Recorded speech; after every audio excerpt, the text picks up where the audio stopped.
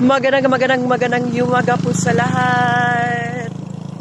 Walking na naman po tayo. Good morning everyone. Sa mga estudyante, sa mga trabahante diyan. Good morning. Choose our mental health always and choose healthy lifestyle. Disiplina lang po yan. Okay? And then, always pray, kapit lang tayo sa mga pagsubok sa buhay. Good morning, guys.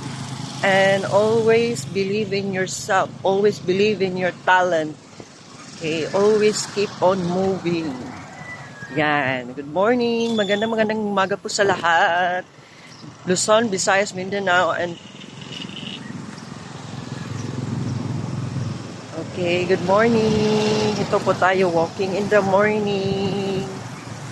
Ingat po tayo lagi, lalo na sa mga maulan na parte ng Pilipinas. Hello OFW. Hello guys. Hello. Good morning.